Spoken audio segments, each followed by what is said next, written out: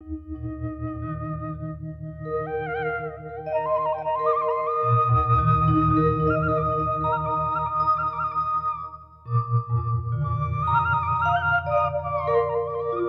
ऋषिगण। आप इस सरोवर में जल लेने जा रहे हैं? जी ऋषिवर। इस जल को स्पर्श मत कीजिए। क्यों? नित्य इसी स्थान पर आकर एक अछूत नारी यहाँ से जल लेकर जाया करती है। अछूत और नारी? ऋषिवर, आपके जीवन की समूची साधना व्यर्थ हो गई। क्यों? क्योंकि आपने एक नारी को अछूत कहा। एक नारी जो माता के रूप में आप और मुझ जैसे मानव को जन्म देती है, वो नारी जो एक बहन बनकर समूचे संसार को अनुराग बांटती है, वो नारी जो एक पत्नी बनकर अपने पति की सेवा करती है, ऐसी नारी को आपने अछूत कहा। ऋषिवर, तब तो नारी को अछूत कहने वालों को स्वयं अपनी ही माता, बहन और पत्नी को भी अछूत कहना चाहिए, क्योंकि वो सारी भी तो नारियां ही हैं। मेरा यह अर्थ नहीं था श्रीमान। तो फिर क्या अर्थ था आपका? मैंने आपको रूप से कुलीन समझा, इसीलिए आपको रोका। यहाँ से कुछ दूरी पर आदिवासी नारी की कुटिया है। वो नित्य दिन यहाँ आकर जल लेकर जाया करती है। मैंने सोचा कहीं आप अशुद्ध ना हो जाएं। अशुद्ध? ऋषिवर, जल तो अशुद्ध को शुद्ध बनाता है, स्वच्छता प्रदान करता है। जल अशुद्ध कैसे हो सकता है? मुझे आप सबकी बुद्धि पर दया आ रही है ऋषिवर, क्योंकि आप सब ये भी नहीं समझते कि अशुद्धता अशुद्ध कर्मों की देन है। और नारी, वो तो स्वयं जननी है, अशुद्ध कैसे हो सकती है? ऋषिवर, कृपया अपने शिष्यों को इस प्रकार की शिक्षा मत दीजिएगा। ऐसी शिक्षा से पीढ़ियों की विचारधारा भ्रष्ट हो जाएगी।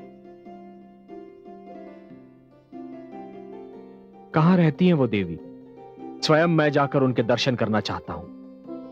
बस यहां से कुछ ही दूरी पर। चलो अनुज, आइए भ्राताश्री। उस देवी के दर्शन करके स्वयं धन्य हो जाएं।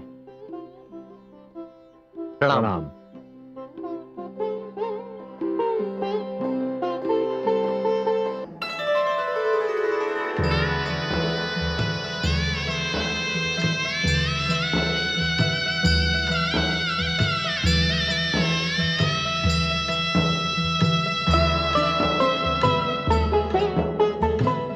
पूछत नभ से और धरा से,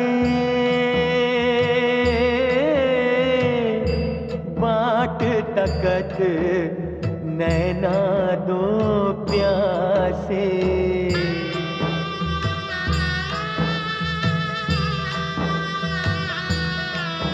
हो एक ही आशा साझ सकारे, कब आए हैं प्रभु राम हमारे, कब आए हैं प्रभु राम हमारे।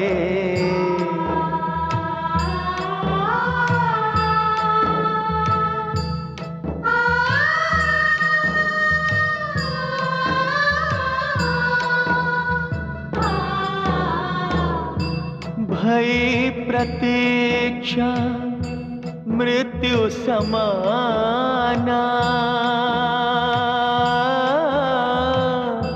दर्शन दे प्रभु करहो निदाना, दर्शन दे प्रभु करहो निदाना।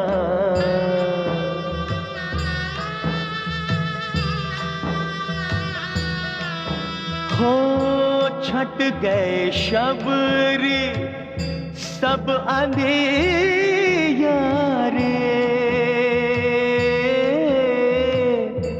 लो आए प्रभु राम तुम्हारे, लो आए प्रभु राम तुम्हारे।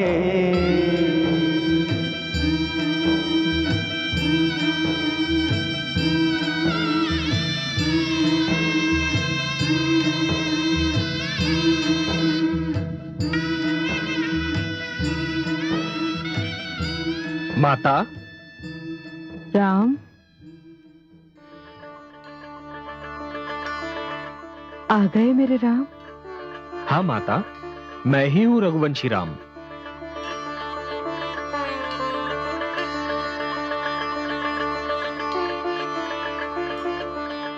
राम,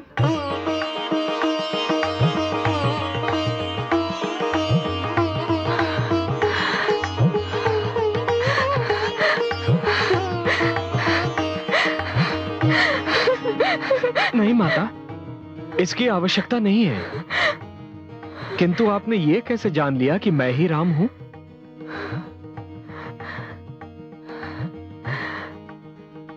जिसकी प्रतीक्षा में मैंने इन राहों पर पलकें बिछा रखी थी, जिसके दर्शन की आस में मैंने नैनों के दीपक संजो रखे थे, जिसका नाम रटते रटते मैं अपना ही नाम भूल गई थी, वो मेरे सामने आता और मैं उसे ना पहचानती, तब तो मेरा जीवन, मेरी साधना सब व्यर्थ जाती। मेरे राम। पर आप हैं कौन? आपने मुझे तो पहचान लिया माता, किंतु अपना परिचय नहीं कराया। मैं आप जैसी देवी का नाम जानना चाहता हूं। मेरा तो एकमात्र परिचय है, मैं अपने राम की दासी हूं। संसार मुझे व्यर्थी शबरी नाम से पुकारता है। मेरा जीवन राम का स्मरण, मेरी भाषा राम नाम का जाप, मेरा मन राम का मंदिर है। मैंने अपना जीवन राम की प्रतीक्षा में बिताया। सदैव ये नेत्र द्वार पर लगे रहते कि कब एकाहट होगी, ये द्वार खुले और मेरे राम मेरे नेत्रों के समक्ष हो। हर पल मैं यही विनती करती, हे यमराज, जब तक मुझे अपने राम के दर्शन न हो, इस जीवन का अंत न करना। और आज जब मैं निराश हो चुकी थी,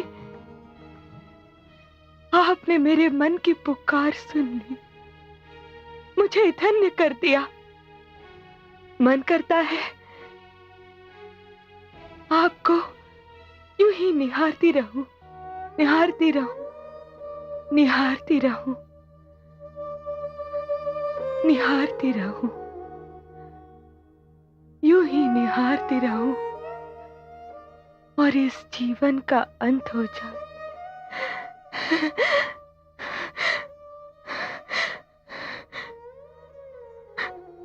अरे, मैं भी कैसी बावरी हूं, अपने राम को सामने देखकर ऐसी सुध बिसराई कि उनसे कुटिया में आने और विश्राम करने को कहना ही भूल गई। आइए श्री राम, आइए मेरी इस कुटिया में पधारिए और इस कुटिया को धन्य कर दीजिए। आइए। माता, ये मेरा अनुज है लक्ष्मण। प्रणाम माते। आइए, आइए, विराजिए, तनिक ठहरिए, मैं अभी आई।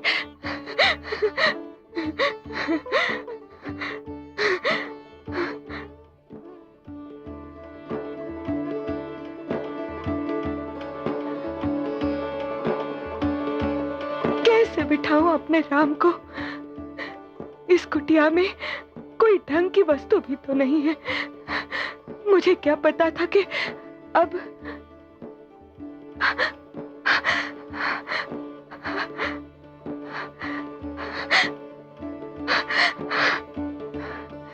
कितना जीवन होता था इस कुटिया में। सब चले गए और इस कुटिया को मरघट की भांति सुनसान कर गए। आज होते तो देखते कैसे इस कुटिया के भाग जागे हैं।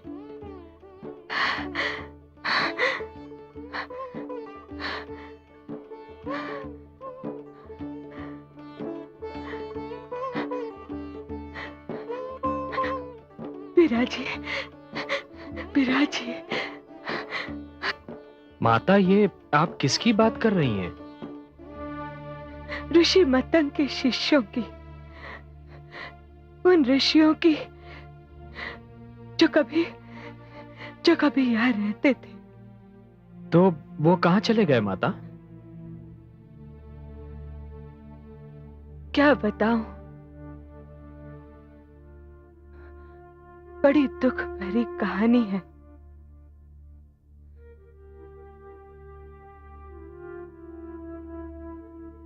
मैं एक आदिवासी हूं, वन में रहती हूं। मेरे माता पिता मेरा विवाह एक ऐसे पुरुष से करना चाहते थे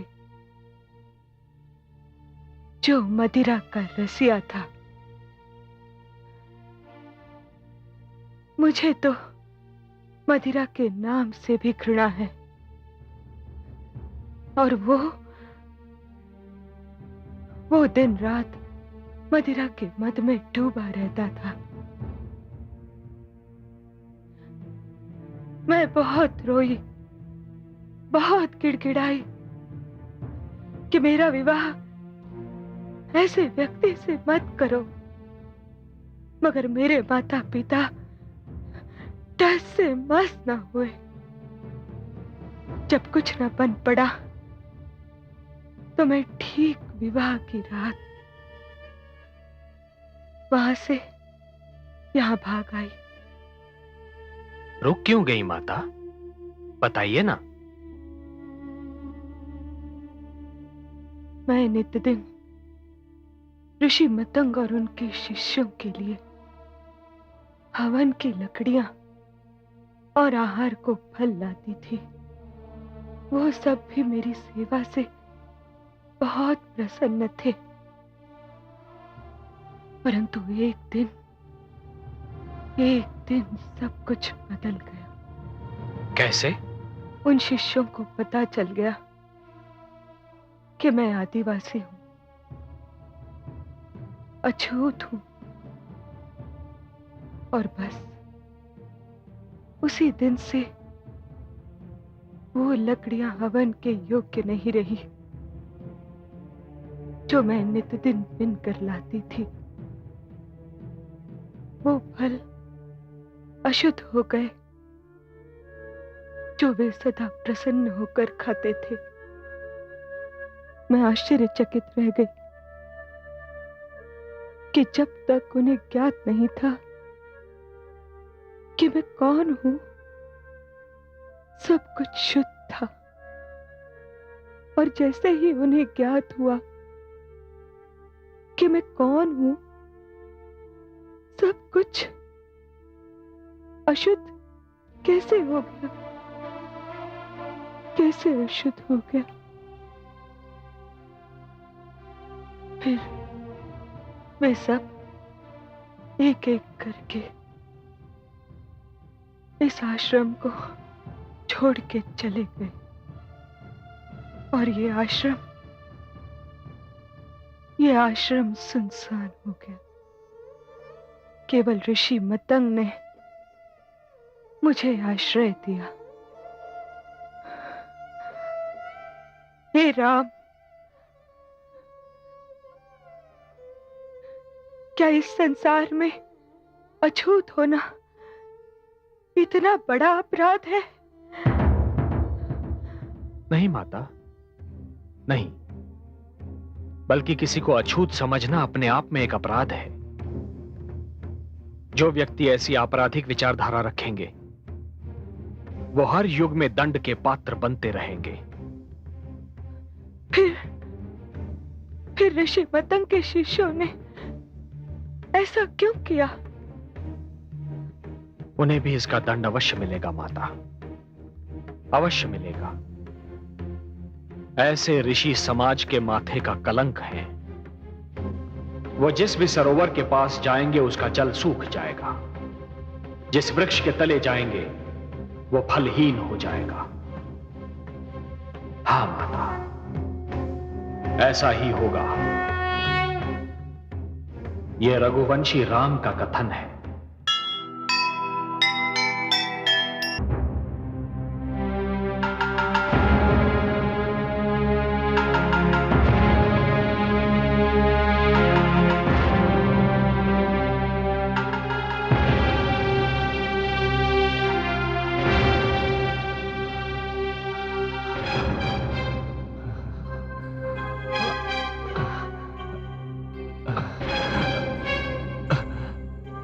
प्यास के मारे गला सूखा जा रहा है।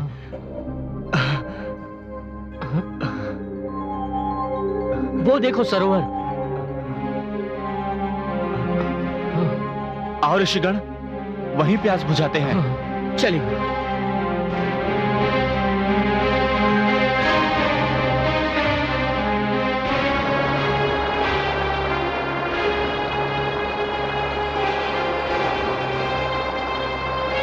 आइए।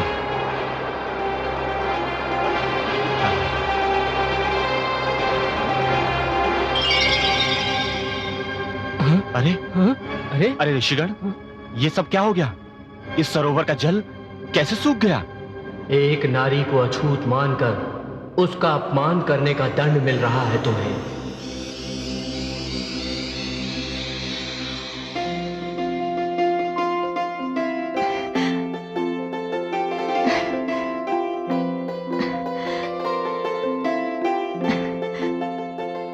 मैं ये बेर चुनकर लाई हूं, खा लीजिए। मुझे तनिक भी भूख नहीं है माता, किंतु आपका आग्रह है इसलिए खाऊंगा। आप ही के हाथों से खाऊंगा।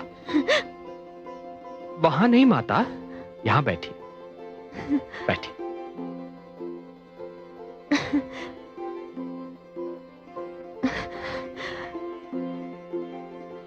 ठहरिए, कहीं खट्टा ना हो, चख लो।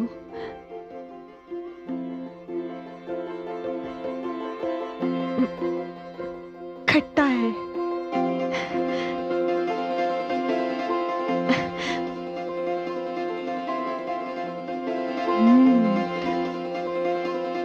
मीठा है, बहुत मीठा है।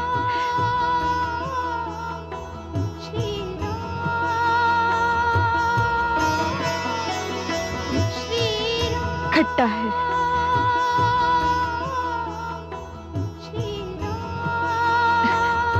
लो।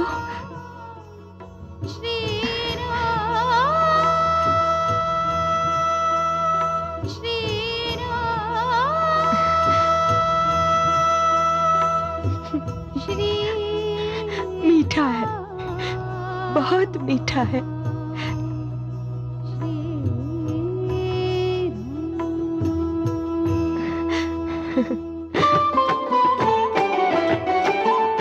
प्रेम दृष्टि भरे भाव अनूठे, शबरी बेर खिलावत झूठे।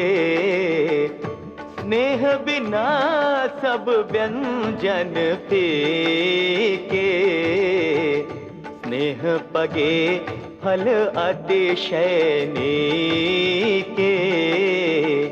स्नेह पगे फल अतिशय नीके। चुन चुन मीठे बेर खिलाए, निरखत राम अश्रु भरे लाए। ना कोई ऊंच नीच नहीं कोई, समदर्शी प्रभु मानत सोई। समदर्शी प्रभु मानत सोई।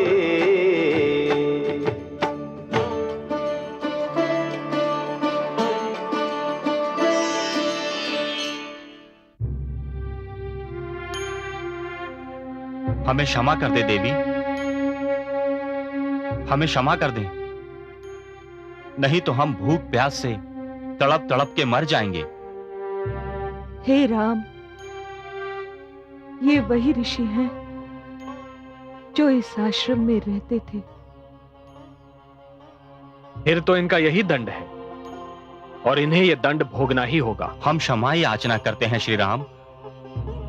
मैं कौन होता हूं आपको क्षमा करने वाला? यदि क्षमा मांगनी ही है तो इस माता से मांगिए जिन्हें अछूत कहकर आपने अपमानित किया था। देवी, हम लज्जित हैं, हमें क्षमा कर दो। हाँ हाँ, हमें क्षमा कर दो। यदि मेरे क्षमा करने से आप सबका संकट दूर होता है तो मैं आप सबको हृदय से क्षमा करती हूँ। धन्य हो देवी, धन्य हो। इस बात का सदैव ध्यान रहे कि मनुष्य उच्च या नीच केवल अपने कर्मों से होता है, अपने जन्म से नहीं। ये देवी उच्च हैं क्योंकि इनके कर्म महान हैं। यदि आपने इनसे क्षमा याचना नहीं की होती और इन्होंने आपको क्षमा नहीं किया होता तो अपने उस नीच कर्म के कारण आप सब सदैव नीच ही रहते। अब जाइए यहां से।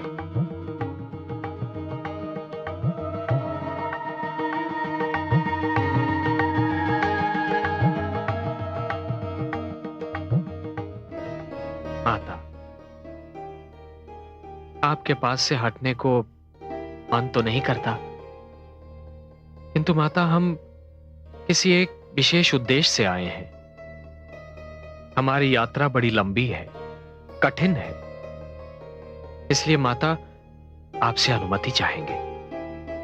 अनुमति? जिसने सारा जीवन आपकी राह देखी हो, जिसका जीवन आपकी प्रतीक्षा का दूसरा नाम था, वो अपने मुख से कैसे कहें कि आप उसके पास से एक क्षण के लिए भी दूर हो जाएं? हे राम, आपका नाम जीवन का सबसे बड़ा आनंद है। माता, आपके दर्शन जीवन सुख की चरम सीमा है। दोनों ही तो मिल गए। अब मुझे इस जीवन की क्या आवश्यकता है? आपके बिना मैं ये जीवन कैसे गुजारूंगी?